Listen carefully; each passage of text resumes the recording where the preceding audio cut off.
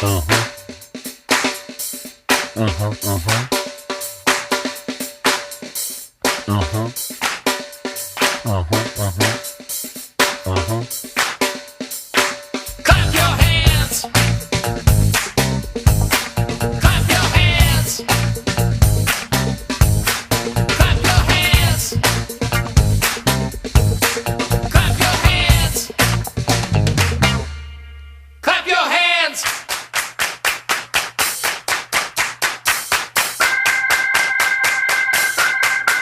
Stomp your feet.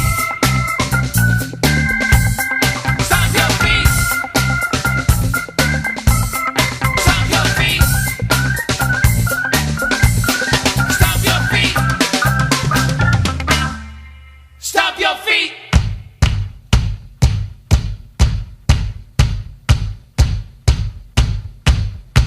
Jump in the air. Jump in the air.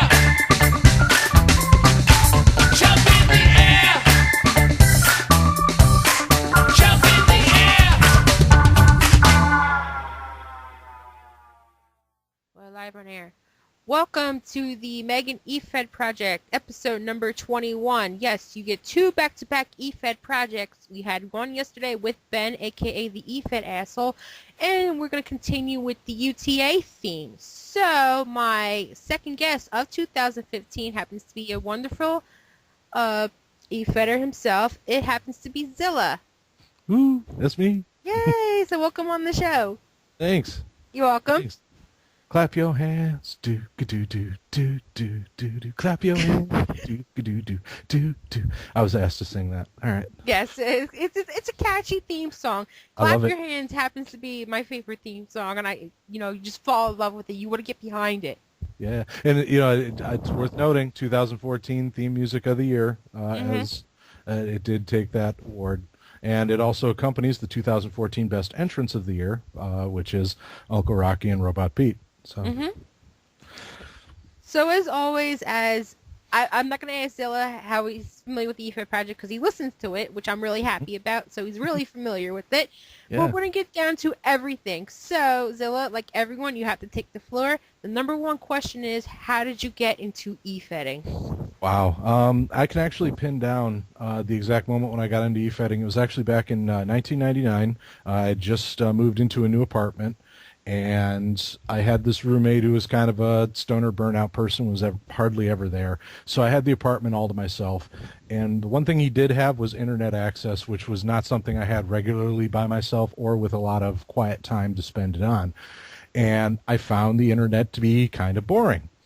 And so I had a couple of friends over at one point. I didn't really use the internet too much as a result. I had a couple of friends over at one point who mentioned that they were part of a forum where people pretend to be wrestlers. And I went, well, that's novel. How does that work? He says, you ever done any online role playing? I'm like, no, I didn't even know that was a thing, And at the time I didn't even watch wrestling. I'd kind of, I was into it when I was like younger, but I didn't really watch too much of it at the time because, you needed cable for the most part. And that was a thing one paid for, and I did not pay for jack. So in any case, what happened was he shows me this EFED, and I believe it was called XCW, and I remember just that it was like sort of an Angel Fire kind of front website that was linked to a free forum, and on the forum you had people posting all these stories, and I went, oh my goodness, this is kick-ass. I mean, this is, people aren't just role-playing, they're actually competing with one another with their role plays. It actually means more than this role-playing thing you're describing to me where people just pretend to take hits with each other with giant anime swords, but nobody takes any damage, and so I was like, this looks cool. So I decided I was going to try it out, but I didn't really know what to go with at first. I'm sort of by nature. The reason they wanted to pull me into it is because when I was a kid, I used to create comic books, and I had something to the tune of over 200 different characters I'd write into my little comic books when I was a kid, and they were all kind of just a name and a gimmick. But really, what do you need with a wrestler, right? So. I decided my first idea was going to be sort of based off of this one character I used to write called Mick Thunder. Mick Thunder was, in my head, I was like, okay, so I want this guy to be like super agile, like something nobody's ever seen in a ring before, like almost supernatural. So, but in my head, you also have to compensate. So I was like, okay, so what I'm going to do is I'm also going to make him short. And for some reason, also in my head, that translated into he should be from Australia for some reason. So, what's that? Oi. Well, I didn't know anything about Australia at the time, so there was my made-up version of Australia in my head, where everybody sort of, like lives in the bush or whatever. And so I came up with this like sort of idea of this short-tempered little Australian guy who has like this amazing agility from wrestling with pit bulls and snakes as a kid. And so you had this character, he was like 5'4", and I called him Mick Thunder, and I used to write him with like a really thick Australian accent that I based off of the I don't know if you ever back in the day, there used to be these horrible Energizer commercials with this guy in them. I for the life of me can't remember his name, but it turned out he was like a rugby player, like a famous rugby player. But he was like, Energizer, it'll surprise you, oi, and he was in this like terrible show called The Highwaymen for like a little while. But anyway, I based the character off of him, which meant I tried like writing in his accent. And the thing was that like I really wasn't very good with writing accents at the time. But the attempt itself was amusing. It was amusing enough where my very first character, and of course this was back in the early days of Efedding, when everybody was so obsessed with sort of recreating the WWF, WWE experience, that you still had divisions. So, they had a light heavyweight division and a women's division and Yes. So they had decided that they wanted to start a light heavyweight division, and it just so happened that I joined the Fed with a character who was under the cruiserweight limit. And they now officially had 2 people on the roster that were under the cruiserweight limit. So finally they could have a match for this stupid belt, and I won it. So my very first match in my very first Efed, and I won a title, which brings us to, like, this is a point I'd like to hit on later, which is there's sort of a running theme in my entire Efed career where people always wonder why I don't have any respect for internet titles, or why my respect for internet titles is way different from everyone else's, and why I will purposely lose titles. A lot of it stems from the fact that my very first match in my very first Efed landed me a title that didn't get taken off of me until the place closed down. Oh, shit. And it, looking back, I can say, well, it's because, of the weird classification system, but, there's other stuff involved in there, and I'd love to expand on that later. But that answers the question. That's how I got started, Mick Thunder. So Mick Thunder is your first time. That was a really interesting story. Thanks. You're welcome. They're really interesting. I was like, oh, I was really interested in the Australian, like, you said, Australian accents are hard. I took Cockney in acting class, and I can't speak British for life because my British accent sounds like I'm fucking Australian. Half the time. And it's like, oh god. So my acting teacher told me, just try your best. I'm like, okay. And I still end up Australian. Yeah. But, you've had really some interesting characters along the way before we hit the UTA mark. So, and any interesting characters you had along the way coming in your Efedding career? Oh my goodness, where to start? This is your time, this is your floor. Take it. Yeah.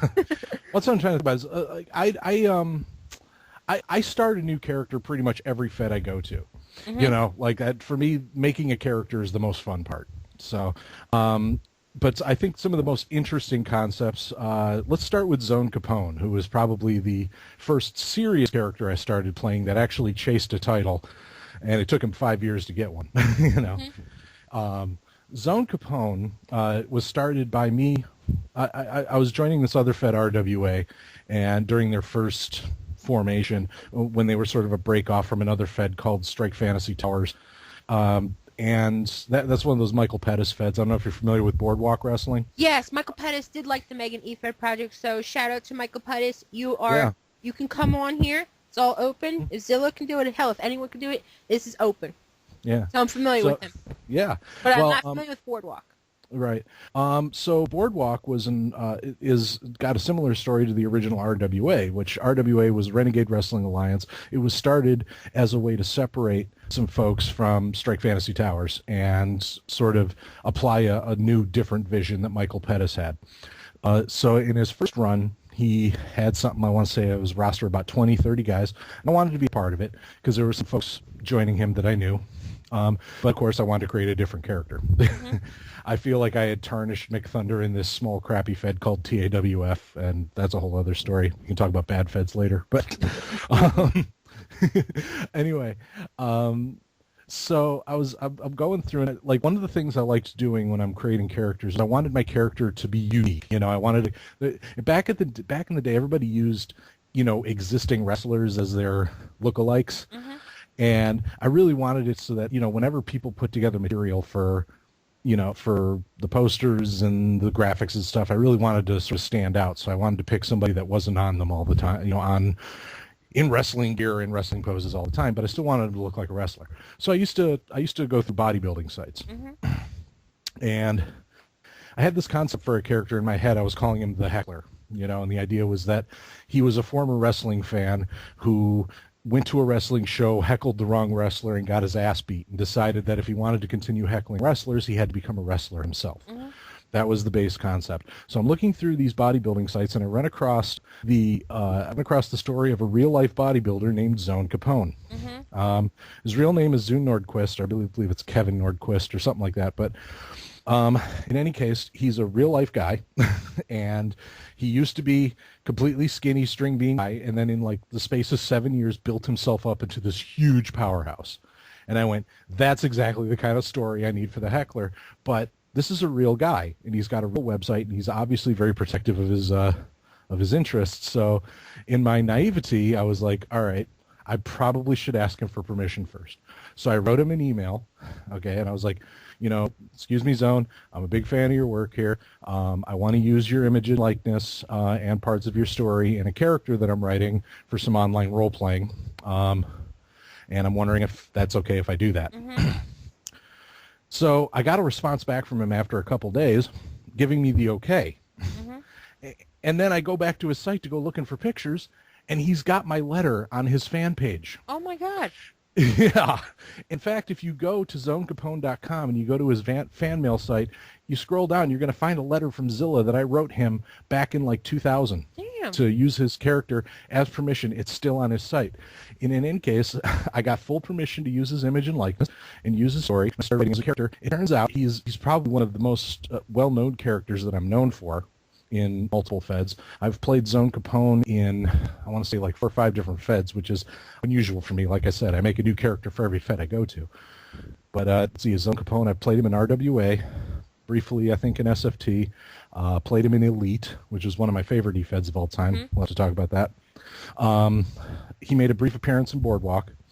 And there's at least 1 or 2 other Feds in there that I'm forgetting, but yeah, Zone Capone is probably, of all the stories of characters, he's the most interesting one because I had to get a real guy on board. Oh, and the best part, after I wrote his first promo, Zone actually wanted me to start sending him links to the promos I was writing. Yeah.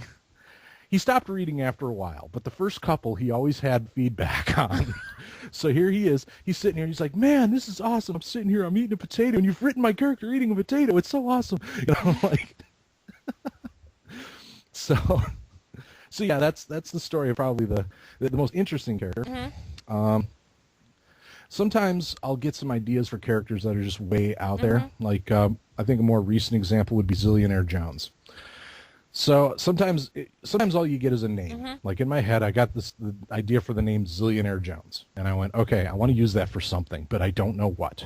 And I came up with 2 ideas in my head. The first one that sort of popped up was, okay, so Zillionaire Jones sounds kind of like a cool pimp name, like, Zillionaire Jones, yeah, And he'd talk like that. He'd be like, yeah, why you gonna hit on Zillionaire Jones? Like, I mean, when your character has a voice, you pretty much just got to go from there. But as I'm developing it, this other sort of weird set of ideas started working their way into my head. And it was a combination of a story I heard about... so when I was a kid, you know how kids tell stupid stories to one another. One of them told me this really dumb thing. It was like, oh, did you know if you go to Albania, you can like live like a king on $10,000 American. Like they have no concept of America. So, so I was like, okay, that's interesting. And then the other story that sort of got mixed into that was the real life story of Emperor Norton the First. You ever hear of him? No, I have not. Okay, this actually happened, turn of the century America, 1900s. This guy on the West Coast who started calling himself Emperor Norton the First. He was the Emperor of America and the Protector of Mexico. He lived in a hotel room in San Francisco. He printed his own money, and the thing was that everybody in San Francisco was in on the joke. So as he would go around passing out his funny money and pretending to be the emperor, they would play along with him because they thought it was awesome. They would bow to him and give him free food and all this other stuff. And the joke got so big that when he died, there were something like 40,000 people at his funeral. Damn. Like it was a joke that got completely out of hand. So what I did was I combined the two stories. I created a second version of Zillionaire Jones, who was an American sailor who had some sort of weird brain thing, which seems to be a running theme in all my characters. All my characters have something wrong with their brain. And he really was sort of stuck being 5 years old all the time. So he's very naive, very walking on sunshine, just believes everything he's told. So his father, when he's about 22, and like he spent his entire life doing nothing but watching wrestling, coloring in comic books, and eating whatever hot food is placed in front of him. And at about the age of 22, his father gets arrested for something mysterious, and he ends up having to leave the house. And so with no place to go, the only thing he thinks of in his head is, well, what do I know how to do? And he's like, in his head, he's like, well, I've colored a lot of Popeye comic books, so I suppose I know how to be a sailor. And so he becomes a sailor.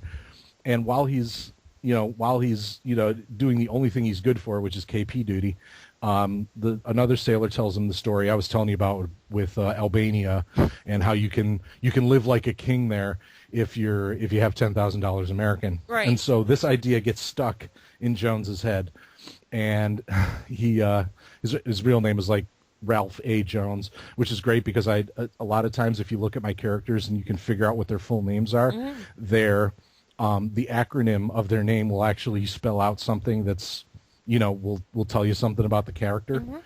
Like, for instance, this character was Ralph Amadeus Jones, which his acronym is RAJ, Raj, which is the Indian word for king. So just to give you a little, like, sort of like, oh, there's a little Easter egg. So anyway, he hears this story, of course, believes every word of it. So Ralph finds out that after his father died during the trial process, he's inherited something to the tune of $25,000. Yeah. So he immediately strips completely naked and gets himself expelled from the Navy on an insanity charge. He's like, okay, no, they're going to Section 8 him. All right, whatever. So, and then first thing he does is he goes to Albania and he starts walking from house to house asking where he can collect his crown because he's now a zillionaire. And of course, nobody in Albania knows what we're talking about. Nobody knows what a zillionaire is. But what they do know is that usually he sticks around to do something nice for them. And so they really kind of like him. And so what ends up happening is he gets the whole country of Albania behind his little quest to get his crown. And so during this one town in Albania's re-election campaign, the mayor decides, oh, it would be a really funny publicity stunt if we actually coronate him. And so, of course, everybody's in a joke, but they coronated him. And so he's decided, he's fully convinced now that he is the king of Albania. And so now he's coming back to America as a goodwill ambassador, and he's chosen wrestling because that's the only thing he knows about American culture from when he was a kid. So he's a wrestler promoting Albania as a zillionaire Jones. But it gets weirder from there because, like I said, I also had that original idea for Zillionaire Jones, like this.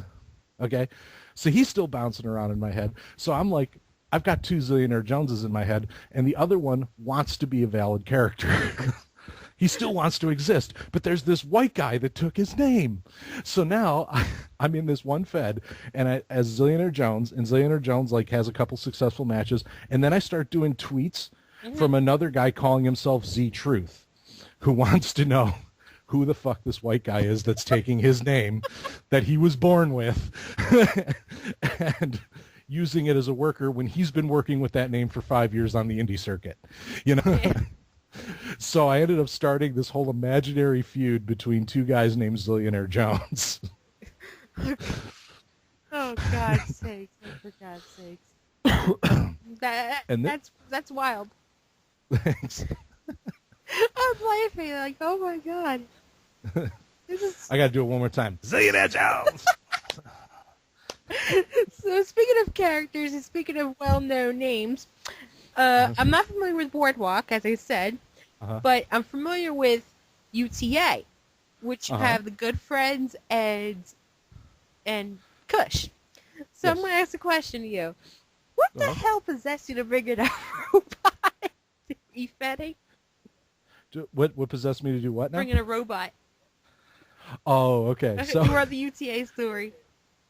Okay, so the story of Uncle Rocky and Robot Pete makes a lot more sense if we start in the Fed before Boardwalk, which is FIW.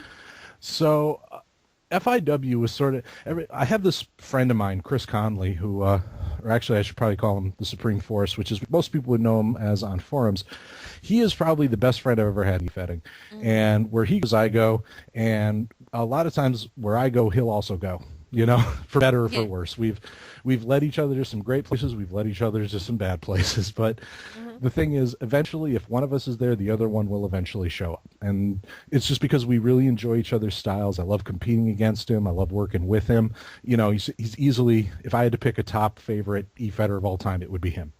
In any case, we had both sort of scoped out this Fed called FIW. I think he's the one that discovered it. And he discovered it at a time when I was sort of in my... I go through these lulls sometimes where I just have to be away from E-Fetting at the time. And he discovered it during one of my lull periods. And I was feeling kind of lazy, you know. But I really just wanted to socialize with him again and be a part of what he was doing. So I remember reading this Fed and going, okay, so I need to come up with a character concept that is just completely lazy, that I can just do without putting nearly as much thought into it as, say, you know, the Zillionaire Jones saga. So I remember my daughter was watching Yo Gabba Gabba at the time. And that show still near? Well, this was a couple years ago. So, I mean, and of course it was on Netflix at the time too. So okay. Yeah, it's probably still on Netflix. Like, you know, I'm the generation where you had Sesame Street. Surprisingly, that's still on today. Barney the Dinosaur, Teletubbies. Yeah. You know, all that. Yeah. So, and well, the reason we liked Yo Gabba Gabba so much is because it was very music focused, and we're a very music focused family. I'm a musician, so so, you know, but the main character is the I don't know if you're familiar with the show at all, but you got the main character who's this guy named DJ Lance Rock, who he dresses all in orange and he sort of bounces around and dances like a complete goober, but kids love him, you know, and he has this very particular way of talking where he's like, you know, hello, friends. Today we're going to learn about this. This is what this is, you know, and like he has this very slow, deliberate way of talking, you know, and among the sort of toys that he talks to is this robot named Plex, who is very obviously a guy in a robot suit. Nobody's pretending he isn't, you know, but obviously the characters in the show are pretending he's a legit robot, but that's part of the charm, you know? And so, you know, whenever something is needed for the plot, usually it's, you know, hey, Plex, can you give everybody the healthy snack, you know? And he'll reach into his little tummy compartment and pull out healthy snacks for everyone to eat and stuff, you know? So I went, you know, it would be funny, and it would be really easy to do, is to take DJ Lance Rock and Plex and make them 80s era cartoonish villains, like complete coward chicken shit heels, you know? So I was like armed with, okay, so my whole concept was literally take DJ Lance Rock and have him trained by Ted DiBiase, you know? That was the whole of the thought that went into creating Uncle Rocky and Robot Pete. you know. And so the idea with them was going to be that they're going to put on lessons that are on the surface, you know, very kid-friendly lessons, but if you actually pay attention to what they're doing, they're humongous hypocrites, you know. Oh. So, you know, yeah, like the earliest versions of Uncle Rocky and Robot Pete were nasty too. Like, I mean, I think like, well, no, not like, you know, like physically nasty, but it was more along the lines of, like they had a character who they taught a lesson about friendship, so they completely gained his trust, all while Uncle Rocky was off to the side, like bribing his manager, you know, like he taped a $10,000 check to a ball, and he looked over and he says, "So, friend, are you going to play ball?" Yeah, like literally like doing all the heel stuff, but like talking like they were these sort of kid-friendly faces. Eventually, what happened was my interest resparked, and I started to flesh out the characters a little bit more, and we ended up where we are today, where we discover that it's actually the guy playing Robot Pete who's having this entire delusion, and Uncle Rocky is being played by an actor named Jason Rockefeller, who's just playing along because he feels guilty about something that happened to Peter in their past, you know? Mm-hmm. But I mean, that's really the heart of the characters right there. It's just super hypocritical 80s era chicken shit heels. Yeah, they're really interesting. Like, you know, if there was a couple people, like, you know, I'm one of the ones that like really don't like mark out for Efed people. If you go, like, you know, if I want to get behind you, I get behind you. As a fan wise, over Feder wise, I would root for them because they're so interesting. You know, in fact, I think it was the Wrestle show that Robot Pete went back to Windows 95. Yeah.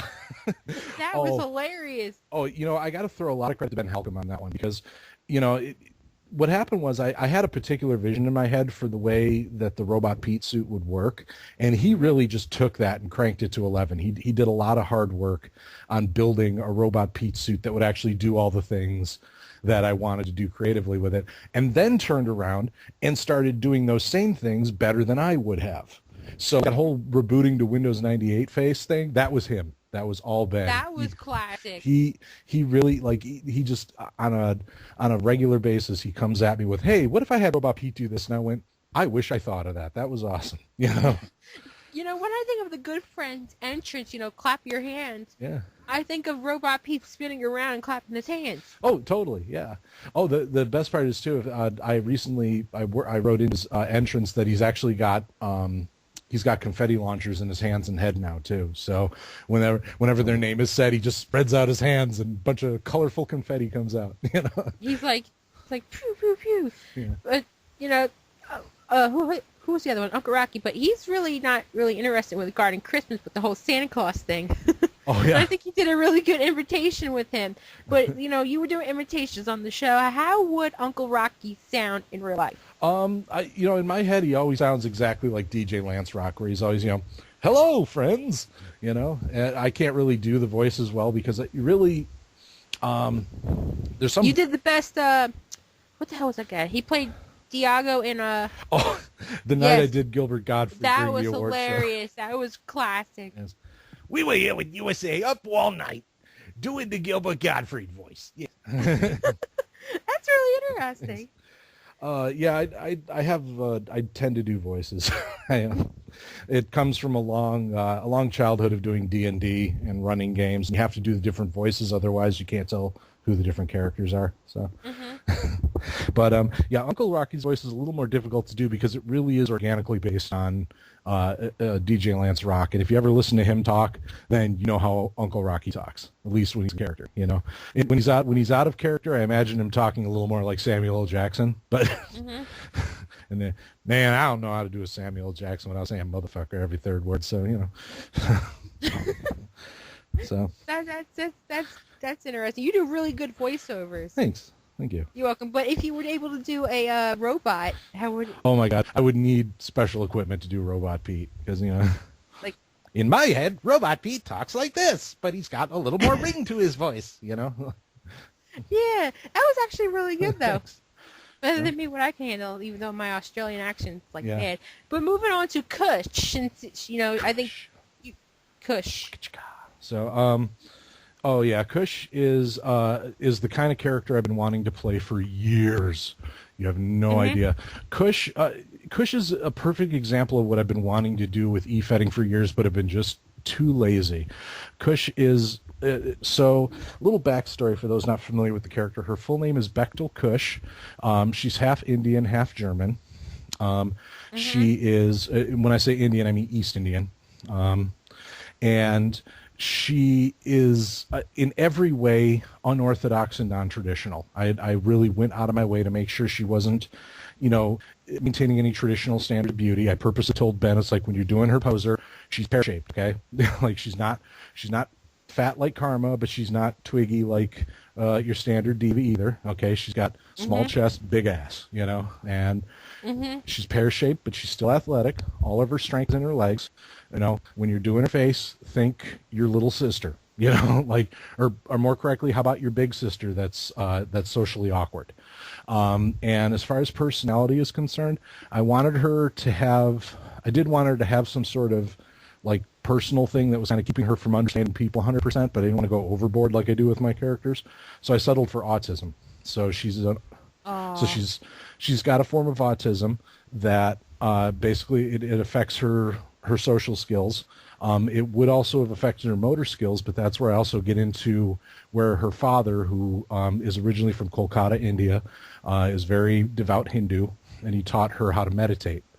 And so she uses that meditation to achieve perfect self-control. And so she's very good with the self. She's very good with personal philosophy, but she's still learning how to talk to other people. And yeah, like, for example, the segments with the Second Coming and Zilla, those are good examples. Yeah, I mean... But I do give you a lot of credit for playing an autism character. I think that's the really first time that I've heard someone playing like that. We've had the common, lesbian, gays, all that. But I do give you a lot of credit for playing someone that has autism. Thanks. People go through it these days with their children. I was accused of being autistic. Like, here's a fact. I have an IEP. Wow. Okay? I have a disability. But I don't let that get to me. Right. So you're doing a tremendous job, hell of a job playing Kush. Thank you. And that's a hard task to play. Thank you. And I really appreciate the look on that. I mean, I'm with you on that one. I suffer or enjoy, as the case may be, some interesting mental tics of my own. And it became really important to me, especially as of late, for someone to really just take a serious attempt at writing a character's personality in a way that doesn't stage them as the sort of, the perfect center of an imperfect universe, which is where I feel like a lot of Efed characters are going these days. Everybody else is a straw man, and the character is, and the Efed character is sort of this superhero that steps in and makes everything right. I wanted to write a character that was wrong from time to time, but strove to be better, and I felt like the best way to do that was to have a character who was autistic, but just took on a job that requires her to be really good at dealing with people, which that's what wrestling is. You might go into wrestling thinking, oh, geez, I only have to wrestle another person and it's like 10 minutes every week or whatever. But it's like, no, when I write Efed characters, I don't just write what they're doing in the ring or what they're getting ready for. I make sure that you understand what's going on in their complete life, how they're working wrestling into their real lives. And that includes all the promotion, that includes all of the PR and the working out and,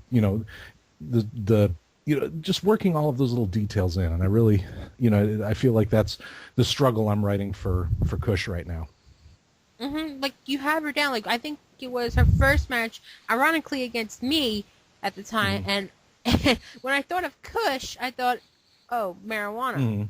That was the first thing that came to my mind. Another word for marijuana. Now you're telling me. Now I feel a little bit bad. You know what? It's no worries, because I'm about to admit one of my little Efedding dirty secrets. I'm very bait and switch. What does that mean? It means that it means exactly what you were talking about there. With you looked at Kush, and you've done as many first time folks do. They look at her and they think weed, or they look at her and they think hippie, or they look for a way to label her because it's a way of writing promos. And Okay, so to give you a little idea about why I'm interested in e-fetting, it's not just the writing, it is the competition.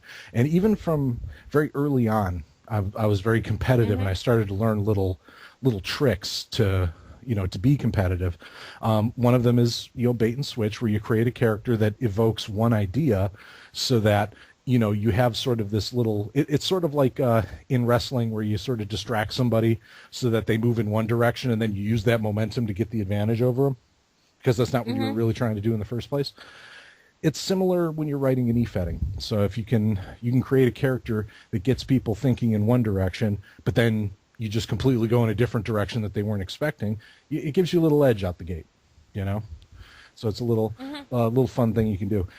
The other thing is, if you look at the way people use deadlines and the way that they use the regular flow of RPing. One of the reasons I was able to get, going back to Mick Thunder, my very first character, one of the reasons I was able to get over, in the early 90s and the early 2000s, or not the early 90s, excuse me, late 90s, early 2000s, is because there was always this expectation that, okay, so one person role plays, the other person responds, and it goes back and forth. That was the expectation. Yeah. Now, there was never a rule that said you had to do it that way. It's just how people did it, which is where... And people still do it to this day. Like, you can be busy one moment, you can look at another promo, but you have to be careful, because Ben Costas, you have to be careful with breaking fourth wall. Yes. But so, and that's where sandbagging comes from, though, right? I mean, a lot of people who sandbag do so because they were doing their RP in an era where back and forth was normal, and if you waited until the very last minute to post your RP, well, the other person didn't have enough time to think up a response. So I started doing this thing. Let's see, back then, like 3 RPs was the normal thing. You maxed out at 3. So I always knew, okay, so the first 2 were going to be this, that. And then you'd have one of my favorite matches, which is the one where I ended up taking a title off of this really popular champion named Ice. He would do this thing where not only would he sandbag, but he would drop a shit ton of sand on that deadline. He would hit you at the 11th hour and 58th minute with an RP that was about 3,000 words long, and well written, super complex, and just shooting you to the moon, right? And how are you supposed to beat that, right? Simple. So he writes his RP, I write my RP, he writes his RP, I write an RP, but I bait him to go into certain directions by on purpose getting some things wrong. Okay? See, Efed handlers hate it when you get things about their characters wrong. They hate that. Yes. And when you do that on purpose, that their next RP is going to be them giving you a full-blown lecture on that very thing. And that's when you secretly write a third RP where you are countering the arguments you already know they're going to make.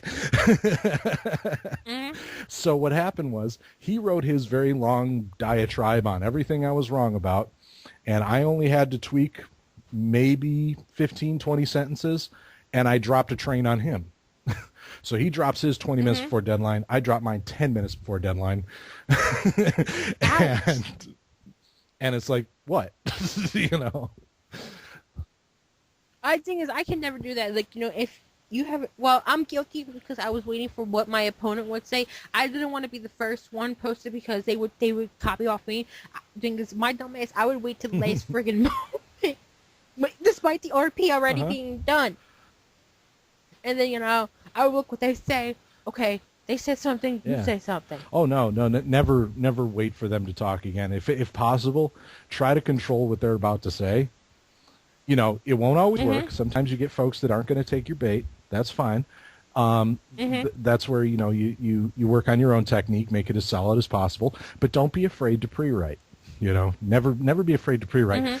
Back in the day, I can't believe that people back in the day used to get hate for pre-writing. They used to call it warehousing. They were like people that used to sit there and just like write promos and then just like copy and paste stuff that they needed later. And it's like, why is that a bad thing? Why is it bad to fill your back pocket with things you can use later? I mean, if we're going to be competitive, That's true. That's So, true too. But at the same time, I really, I'm finding I'm enjoying myself more in feds like the UTA, where if you allow yourself to be more organic, to work with people, work with your opponent to create a great match rather than fighting against them, you end up with some really great results, and it helps the fed at large, Yeah. That's, So, but I can go either way. E-fetting's just fun. I love writing. It's competition. It's competition. You're here to have fun. No drama. Right. Nothing like that. It's just a Yeah. competition. It's all good.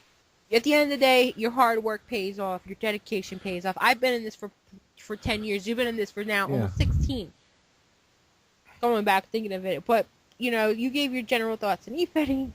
Just have fun. I like to put myself on spotlight. Oh yeah, during and my there's show. no reason why you shouldn't. Yeah. Okay. Thing is, I always have a segment called "What Can I Do Better?" So we worked in the UTA. We're together. What do you think I could work on? How am I doing? It's like a how am I doing survey. How am I doing? Because Ben told me if you give feedback, you go straight to the point or something like that. So myself? you can critique me every question I have Got it. matters. So Okay. you can critique So, me. well, let's look at Maria Van Claudio, which is the main character I know you for. I have read every Marie Van Claudio RP that you have put out. I can't say that about everyone. I mean, there's folks that I do skim. But I do try to at least take a look at everybody to see, how they're doing. The one thing I do like about Marie Van Claudio as a character is you never have to wonder what she's thinking. She definitely just sort of puts it out there. This is what's on my mind. I feel like that is a blessing and a curse because with Marie Van Claudio, I feel like she's lacking a sort of depth that you're used to seeing with a lot of Efed characters. She's very, very focused on, a lot of the things that she focuses and obsesses upon are things that one would need to focus and obsess upon just to be a wrestler. With the added feature of Marie Van Claudio also sort of making sure everybody understands that she's the pretty one, which again, if these are the character notes you want to hit, that's awesome. I think what needs to happen though is if I was managing Marie Van Claudio, I think what I would do with her is I would start expanding into other areas of interest, start adding a little flesh to that personality, give it some ways that it differs from other wrestlers, because right now Marie Van Claudio is at risk of sort of blending with the rest of the roster as we get more and more women in the UTA. There are 8 now, and there will be more because there will be a lot of people that are itching to play some female characters. But what's going to happen is that Marie Van Claudio is going to everybody it's sort of a natural thing of the human mind to be like, okay, I want to sort of classify this person in a short way. I try to resist that whenever possible. And I think for Marie Van Claudio to resist that, she would need to move beyond being, the cutest one or the prettiest one, if you know what I'm saying. I feel like, there something extra should come along to add some complexity to that mix. And when you kind of put me on the spot here, if I was sitting there in front of like my Microsoft Word and I was to give some suggestions, I'm sure I'd come up with some stuff, and I'd love to work with you backstage on this anytime. I'm free. Awesome. I'm free to open. But when you put me on, but I do have a storyline going with I don't know if you heard it, with Chris and the other two. See, what's happening here is that 2015 is a lot of new and exciting things happening in the UTA in general, and so I feel like it's too early to say, well, this is what Marie needs to do, because for all I know, Marie's already doing it. It's just too early to tell if it's done or not, if that makes sense. But I feel like it's new era, new way of doing things, and I feel like it's the perfect opportunity to talk about some of the things we've discussed. So. Thing is, I'm going against Faith's character, KBT. Faith became one of my good friends along the way. I'm friends. I become friends with everyone. We became friends. I said, I became friends with everybody. So, I'm a little bit nervous with facing off against KBT. That's expected, but I think, just based on just what I've read from KVT, I feel like there's going to be a good match there. I would be more than happy to help you out on the back end if you send me some notes. I can show you some things I think are super effective. I can show you some things that I think, maybe dress this up, that sort of thing. I've never had a problem with doing that. Mostly, though, I think in order for this to be an awesome match, I'm not really sure what the full story is. It could have just been the holidays, whatever. But KVT didn't show for the 10-man Rumble at the end of the year, and so I'm a little worried about that. I'm sure Faith will be fine. Personal probably. Yeah, I don't know the coming whole back. story, and I don't want to speak out about it. But it just makes it sort of hard to make a forecast based on that having just happened recently. So. But, all in all, she's a talented worker. I'll tell you, people don't stick around that long in the UTA unless they have some talent. So, that's important to note to begin with. But, I mean, KVT. Plus, I give her a lot of credit of her being a wrestler as well. That to be honest, I think, you said 2015 is a good year, and, it's a good time to change. But, I think, for someone like Faith, like, these companies need to pick her up, like Shimmer, Shine. I'll tell you, she, having known that about her, she's one of the people I'm actually kind of hoping I can get some feedback from on Kush. I realize they're on different sides of the aisle, but I mean, every little note I've ever gotten from Faith or KVT in character regarding Kush, I have cherished that because I know where it comes from. She's probably got, hands down, she's probably got the perspective I'm trying to court the most with as I write Kush. I feel like I'm going to need the most help from women because I don't know if you knew this about me, but I'm a guy. I don't actually. No so kidding. with so many other things, I can just go and do a Google search and get the research I need to learn about stuff like autism or Emperor Norton the First, or even kind of understanding the black struggle in America. These are all things I can go out and Google, but I have never really found an effective place to go look and be like, this is what it's like to be a woman in this environment. So it's like when folks like Second Coming and Zalia Fears stepped forward and started helping me out and giving me character notes, that's really when I started getting super excited about writing Kush, because I was learning things about life. About a life I would never ever have eyes upon. That's one of the things I love about writing in general and Efeding in specific. So I mean, when folks like you or folks like Faith, step in and kind of let me know what I'm doing right, what I'm doing wrong, you're helping me not just write a character, which is pretty cool, but I mean, in the long scheme of things, it's just an Efed character. But in reality, you're helping me grow too, because I can give you feedback on Kush. You have her down, like I said a while ago. Autism is a really hard thing. You have, like I said, you have the common themes of the pretty girls.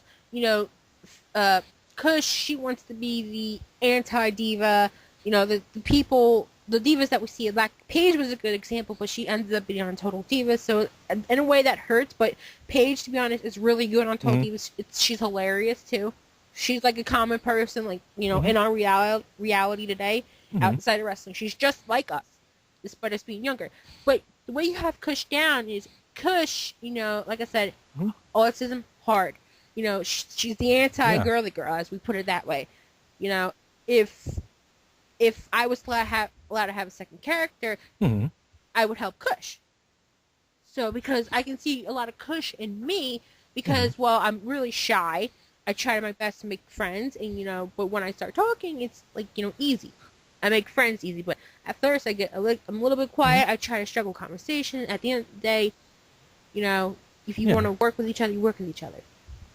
And that's what I see a lot of with Kush. I was surprised that she won the Wildfire Championship from the Second Coming, in which, to be honest, was a shock. But good for her. Nobody's more amazed than I am. I mean, MJ is a very tough competitor, and we're still sort of on the back end of things, working out the aftermath. But I mean, it's actually led to a real life friendship as well, which is really awesome. And I think talking to us, you and I gained a friendship because because we Yeah. we were laughing, having fun, voiceovers. We have some in common. Along, like I said, you become friends with people. That's how we connected. We just autism, the things, seeing Yeah. things. You help me, I help you. You develop friends along the way, and I've lost some friends. Yeah, that's I've gained Efed. some friends. That's You know what I Efed. mean? But the one thing I did Yes. want to kind of bring up is, so I, boy, this is still tough for me to talk about, even though I've done so much work on this recently. So little backstory about me. I'm married. I'm married to a black woman, which is no. Just That's to give you fine, some that's fine. insight into just how sort of non-traditional my own setup is. I'm a Jewish man married to a black woman. I have a 4-year-old daughter, and so and currently in the house we also have a female roommate. I'm the only boy, so it's become more and more important to me these days to try to see things from the feminine side. And so writing Kush kind of helps me out with that. One of those areas that I've really, I feel like I still might be trying to brush the edges off is, just sort of the inherent ways that women and men are treated differently in society. And I'll tell you, the perfect example that actually came up on Twitter the other day. It was the first time I was actually stuck for a way to have Kush respond to a situation. By the way, Twitter is the best thing to happen to e-fetting ever. Yes, Twitter. People get upset. I play. Like I said, I play a homophobic character, but I'm not like that in real life. So it's like, oh my gosh, shut up! I got in trouble for saying the bundle of sticks word. You dropped the bundle bomb, huh? Yeah, I dropped the Oh. bundle. People cause the havoc, and gets everything. And I was like, Right. this is not me in real life. So Elle, who's over my sis Elle, who's over at GPW, she's like, what's so bad about dropping the bundle of sticks? Well, it was, I yeah. Well, That's what it actually yeah, means. but we all know what it really means. It's Yes, let's not go there. But sure. Before we don't get so, backlash. True story, by the way. Actually, in another fit, I actually played a gay character named Junior Pride, who I actually had him repped by Samoa Joe, which was super fun if you think about that one. But I had him repped. You remember when Samoa Joe had the really great hair and I always wore the necklace? So yeah, that was the rep I used for Junior Pride, and I had a fun time getting into that whole confronting people on their sort of their sexual biases on that one, and that was kind of fun. But now society is sort of helping me pair that one out, and so it's not as much fun to play Junior Pride these days because now everybody's on his side, so it's like, okay, it's just at this point now, if you're dropping F-bombs and calling people fairy and whatever, well, it's because you're a heel, and it just sort of, it's heel behavior now. But with back to what I was talking about with women, I ended up in this situation on Twitter that I didn't quite know how to handle. So what happened was, Mikey Unlikely tweets out to Kush, and he's like, yeah, so, great job taking the title. And she's like, oh, thanks. It feels good to be acknowledged by you, because it was actually a crack at the fact that, like, in his promo during that run, he actually, like, refused to acknowledge her. He lumped her in with, like, this group of quote unquote anonymous other wrestlers. So, which she took. So. Yeah, Marie's promo was So, based on her being upset. in any case, so she kind of responded back, it's like, thanks, it feels good to be acknowledged by you. And then he tweeted back something along the lines of, yeah, it'd be really awesome to he said something that was like a double entendre. It was like, I'd like to square off with you or something like that. And then he like hashtagged the word competitively, to kind of hit the point home that it was supposed to be a double entendre. And then another handler comes in, Turk, and he comes in and he's like, oh my God, I think Mikey Unlikely is hitting on Kush. Disgusting, And I just kind of went, if Kush was a male character, this wouldn't come up. Yeah. And now, but that's just it. I don't know if I'm supposed to be offended by this or not, or what part of it is offensive, or why it's offensive. You know what I'm saying? I was literally kind of stuck in that point. And it's one of those points where it would have been like, I think I need a woman's insight on this. And I can't get it from my wife anymore because she's sick to death of my e-fetting bullshit. So, so, which I can't blame her. We've been married for, going on, six, it'll be 7 years this year. I love her to death. And, but the truth of the matter is we've accepted we have some interests in different areas, and she's not really interested in the e-fetting, so I sort of keep that off her plate. And, in exchange,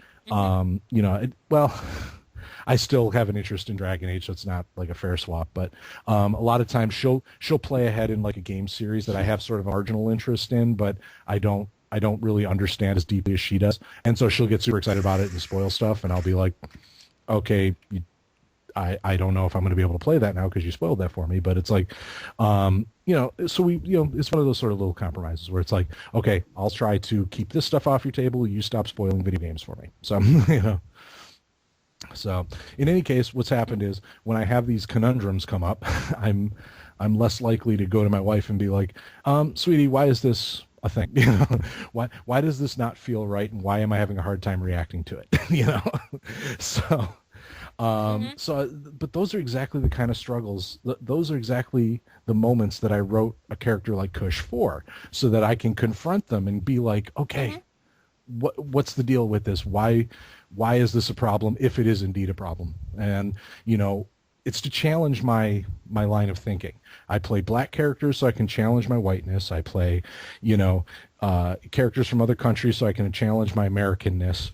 I play characters of other religions so I can challenge I'm not really religious. But the point is I play what I'm not so that I can learn more about who I am. And learn more about what I'm not, so I'm not being an offensive prick in real life. Well, You're not. Of course You're not. not, because It's all I good. play all of these other characters. I know now how much it would suck. I know, but you're doing a good job with it, Zilla. You are really doing a good job. This interview, to be honest, this is the second interview. Ben's interview was good yesterday. I'm really interested with this one. I don't know. I've done many of Efed projects as a character, 21 Efed projects, and this is really interesting, and I thank you for making this interesting. This is the first time I've had an opportunity to actually organize all of these Efed thoughts into one place, so yeah. This is the perfect place to do it. Recommend people, if you guys have anything to talk about regarding your Efed career, here's your perfect place. Meagan Efed project. Everything's crazy. Everything's fun, crazy. We had fun, excited. You told everything about me. You gave an insight about who you were. So when I started e-fetting, I was 14 years old, and I was not a really good writer. I was going to high school. I had socially problems. Along the way, you make friends, and I still have a friend, Dave, my friend Dave, who's normally in the UTA room, but he was not in the UTA. He's in GPW, but he's one of my good friends. I don't know if you're familiar with another podcast I have, the Wild Candy Visuals podcast, which will air tomorrow, our first show of the year tomorrow. Those are two. That's our project for both of us. This is the project for myself. So just giving you like an insight of that. But like I said, this Efed project has been really good. But close out the show. What are your overall thoughts on Efetting? Do you think any suggestions to the new people? I think my suggestion's actually going to go out to established people. Established people, we need more new people. So, it's very important to be critical. It's very important to be to recognize what people are doing wrong. But at the same time, I think the most important thing I can give to our existing folks is to say this: learn how to give effective feedback. Like, a lot of people are using, I've been noticing this lately, you got a lot of people that are using feedback in this hobby as one more excuse to be a smartass. And, I'm guilty of this as well, and I realize that, and it's sort of why I'm bringing it up. It's giving feedback is not a good time to show everybody how awesome how awesomely big and shiny and plump your e-penis is, okay? That, like I just did right now. I really, if I wanted to make effective feedback, I would just say, that's not a good opportunity to make a joke.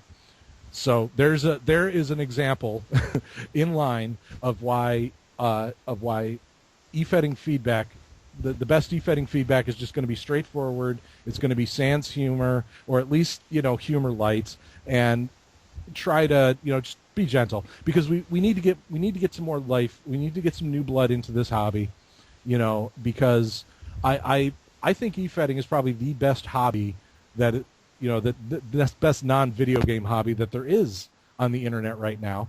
It beats all other online role playing by a fair mile, and it actually develops real life skills.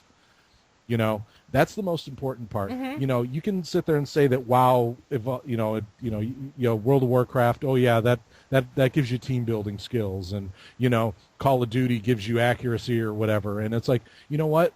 E-fedding gives you anything that any other multi-user online role-playing game can give you, and on top of that, it makes you a better writer. It makes you better at understanding people, Mm-hmm. and it opens your mind to more creative pursuits. So for crying out loud, we need to get more people playing e-feds. We need more people interested in this hobby. So be nice to the newbies, give them effective, good advice, and if you're not quite sure how to do that, come to me, because you know what? I don't give a shit about winning titles. I will gladly drop a match to you if you'll learn something from it. Mm-hmm. But yeah, I agree. There's a lot of new people that need to come in. Don't be shy. If you're not good at writing, you'll get better along the way. That's the only thing I have to say about that. It happens. I was not the best writer at one point, and overall, I developed myself thanks to a Pennsylvania standardized testing. Yeah. That helped me out big time. So, like Zilla said, get into it. Don't be afraid. It's fake. It's a sport that, doesn't happen in real life. You just, have fun.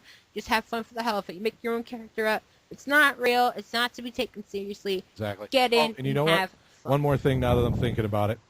If you think EFED titles are important, I'm going to share with you the wisdom of my good friend Mike Zilla.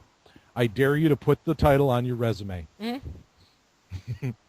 Because, yes, on your work resume. I dare you to put every single EFED title you've ever earned on your work resume if you think it's that important.